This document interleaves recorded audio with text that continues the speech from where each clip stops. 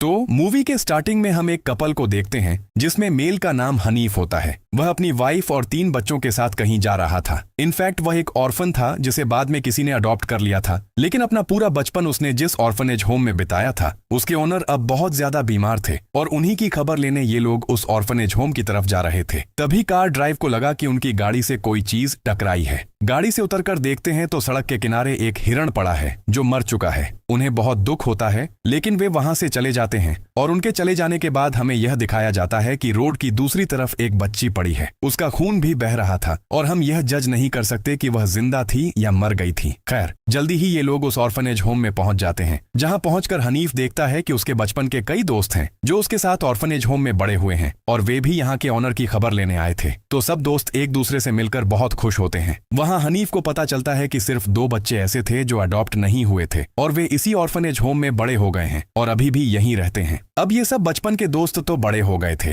तो इनके अलावा जो बच्चे थे उनमें एक लड़की का नाम रानी होता है जो एक दूसरी लड़की के साथ मिलकर हनीफ और बाकी लोगों को ऑर्फनेज होम दिखाती है। रानी अपने बारे में बताती है कि वह इस ऑर्फनेज होम में तब आई थी जब उसकी उम्र 10 साल थी, लेकिन वह कहती है कि मुझे इस बात पर विश्वास है कि मेरी मदर मुझे वापस लेने जरूर आएंगी। अब वह सब लोगों को उनका रूम दिखाती है, लेकिन इसी बीच हनीफ का एक बेटा जिसका नाम हाकी होता है वह एक कमरे की तरफ जा रहा था। उसे रानी देख लेती है और इस रूम के बारे में बताने लगती है कि बहुत साल पहले इस ऑर्फनेज होम का एक केयर टेकर था जो इसी रूम में रहता था, लेकिन उसने एक बच्ची के बारे में यह कहा था कि इस पर साया है और लड़की पसेस्ड है। वह उस बच्ची पर बहुत चिल्लाता था और जल्दी ही वह बच्ची गुम हो गई। उसकी खबर कोई जान नहीं पाया। वह केयर टेकर तो जैसे पागल हो गया था, वह किसी के कंट्रोल में नहीं आता था, तो ऑर्फनेज के लोगों ने उसे उसी के रूम में लॉक कर दिया। उसने बहुत आवाज लगाई कि उसे बाहर निकाला जाए और वह अपना सिर दरवाजे के साथ हिट करने लगा और दरवाजा खुलने से पहले ही उसकी डेथ हो गई थी। तब से आज तक यह दरवाजा ऐसे ही बंद है। हाकी बहुत डर जाता है और सीधा अपने पिता के पास जाता है। वहां हनीफ भी उसे केयर टेकर की पिक्चर दिखाता है कि वह पागल हो गया था। खैर, उसके बाद वे सब डिनर करते हैं। हनीफ अपनी गाड़ी के बोनेट पर खून, कपड़े का टुकड़ा और किसी के बाल लगे देखकर घबरा जाता है, तो हनीफ संदेह में पड़ जाता है कि उसने हिरण को ही धक्का मारा था या किसी और को। वह अपने एक दोस्त को लेकर उसी जगह पर जाता है जहां यह एक्सीडेंट हुआ था। हिरण अभी भी वहां पड़ा था, लेकिन उसका दोस्त देखता है कि रोड की दूसरी तरफ वह बच्ची है जो अभी भी वहां पड़ी थी और वह मर गई थी।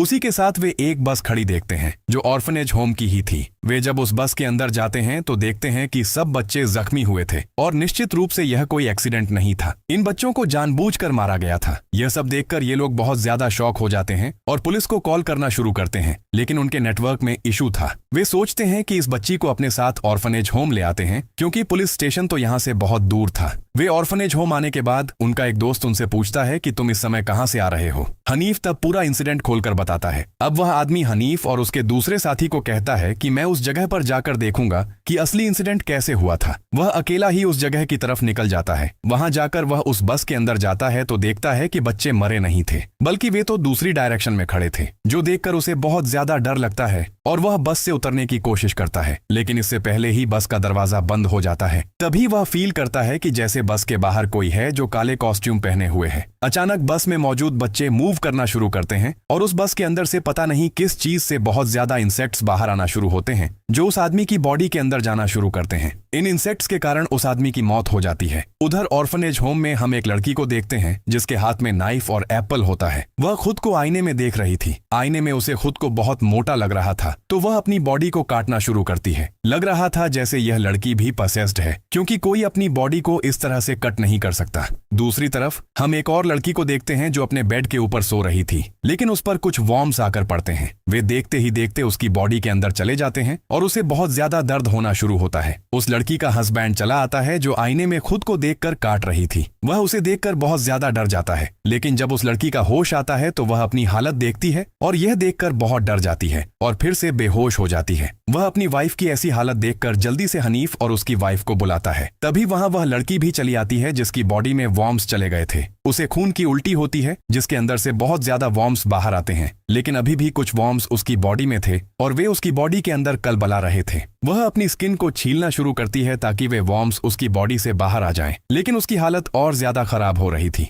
अब हनीफ की वाइफ कार ड्राइव करके उन्हें हॉस्पिटल ले जाने के लिए, लेकिन यहाँ उनके साथ बहुत अजीब चीज हो रही थी क्योंकि वे बार बार घूमकर फिर से ऑर्फनेज होम की तरफ चले आते हैं, यानी उनका रास्ता एक लूप में बदल गया था और इस चीज को देखकर वे बहुत चिंतित हो जाते हैं। यहाँ हनीफ एक बात बताता है कि ऑर्फनेज होम की वह केयर टेकर बहुत बुरी लड़की थी। यह बात आज से 25 साल पहले की है। वह बच्चों पर बहुत टॉर्चर करती थी क्योंकि वह ब्लैक मैजिक प्रैक्टिस करती थी, इसलिए उसने 3 बच्ची लड़कियों को सैक्रिफाइस भी किया था। लेकिन इस चीज को हनीफ और उसके 2 दोस्त देख चुके थे, लेकिन इससे पहले कि वे इन्हें पकड़ते, यह हनीफ और उसके दोस्त वहां से भाग गए और जब ये तीनों दौड़ रहे थे तो वे फिर से ऑर्फनेज होम में पहुंच गए थे, यानी तब भी उनका रास्ता एक लूप में बदल गया था। इस चीज को उस ऑर्फनेज होम के ओनर भी जान गए थे, तो उन्होंने इन बच्चों से कहा, हम इस केयर टेकर को उसके रूम में ही बंद कर देंगे। यह बात हनीफ और उसके दोस्तों ने पहले कभी किसी को नहीं बताई, लेकिन आज यह बात इन लोगों ने शेयर ही कर दी कि हमने उस केयर टेकर के मरने के बाद उसे उस कमरे के फ्लोर के अंदर दफन कर दिया था और वे दोस्त अभी भी एक साथ थे और एक वह बेचारा जो बस में मर गया था। तो माइट पॉसिबल उस केयर टेकर की स्पिरिट अब इन दोनों के पीछे पड़ी है। उधर ऑर्फनेज होम में हम हसबी को देखते हैं। जो ऑर्फनेज होम में रहता है वह स्टेपलर से अपने ही होंठ सिल रहा है। थोड़ी देर बाद हम हाकी को भी देखते हैं जो वीडियो प्लेयर में एक वीडियो प्ले कर रहा था, लेकिन ऊपर वह किसी का फेस देखता है जो बहुत भयानक होता है। वह दौड़कर हसबी के पास जाता है, लेकिन उसका हसबी तो अपने कंट्रोल में ही नहीं था,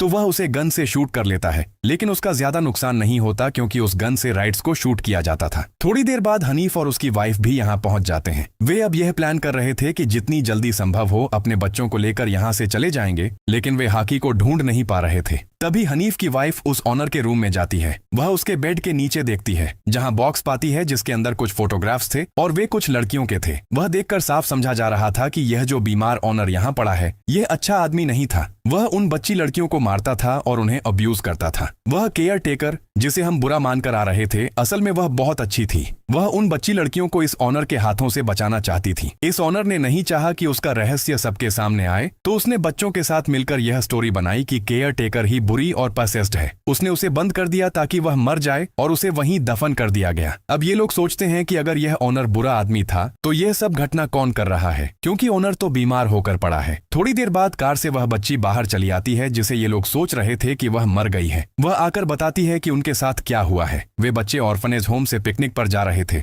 लेकिन तभी उनकी बस में एक ऐसी महिला आई जो काले कपड़े पहने हैं और उस महिला के आते ही सब बच्चे पसेस्ड हो गए। उन पर अपना कंट्रोल ही नहीं रहा। वह कोई मैजिकल स्पेल पढ़ रही थी, लेकिन मैं इसमें पसेस्ड नहीं हुई क्योंकि मेरे कान में हेडफोन लगा था, तो मैंने वह मैजिकल स्पेल सुना ही नहीं। लेकिन जैसे ही मैंने सब बच्चों को देखा तो मैं वहां से भाग गई और तभी मुझे एक कार ने धक्का मारा। हनीफ को बहुत दुख होता है कि असल में वह केयर टेकर बुरी महिला नहीं थी और उसे इस बारे में रिग्रेट भी था कि क्यों उसने इस ऑनर की बातों में आकर उसे मार दिया। गुस्से में वह जाकर उस ऑनर का गला दबा देता है, लेकिन उसकी वाइफ उसे ऐसा करने से रोकती है। वहां हनीफ एक फोटोग्राफ पाता है जिसके पीछे उस बच्ची लड़की का नाम लिखा था जो मिसिंग हो गई थी, तो उसे थोड़ा समझ आता है कि हो सकता है कि यह लड़की ही सब कुछ कर रही है। अब ये लोग यहाँ से निकलने वाले थे कि तभी हनीफ के 2 लड़के चले आते हैं जो जख्मी हुए थे। जैसे ही ये लोग बाहर जा रहे थे तो उनके सामने वह महिला आ जाती है जो काले कपड़े पहने हैं और यह वही थी, वह बच्ची लड़की जो कुछ साल पहले मिसिंग हो गई थी। अब वह महिला ब्लैक मैजिक करके हनीफ का गला दबाने वाली थी। उसने नादिया को भी पसेस्ड कर दिया था जो उसे मारने वाली थी, लेकिन तभी पीछे से रानी आती है और वह उसे हिट कर देती है। रानी असल में इस महिला की बेटी थी जो काले कपड़े पहने हैं। तभी वह अपने मैजिक को यूज कर सब लोगों को तकलीफा देना शुरू करती है। किसी की बॉडी पेन होना शुरू होती है तो किसी की उंगलियां टूटनी शुरू होती हैं। तभी वह उस रूम में आती है जहां उस लेडी को दफन किया गया था। वहां कैंडल्स जल रही थीं, यानी यहाँ कोई रिचुअल होने वाला था। तो हनीफ की वाइफ उस महिला से पूछती है कि तुम ऐसा क्यों कर रही हो? यह मान लिया कि जिन लोगों ने लेडी को मारा है तुम उन्हें तकलीफा दे रही हो, लेकिन तुम इन छोटे छोटे बच्चों को क्यों मार रही हो? तो वह लड़की कहती है कि यही अच्छा था, अगर वे इस ऑर्फनेज में रहते तो उनके साथ भी मिसबिहेव किया जाता। अच्छा हुआ मैंने उन्हें मार दिया।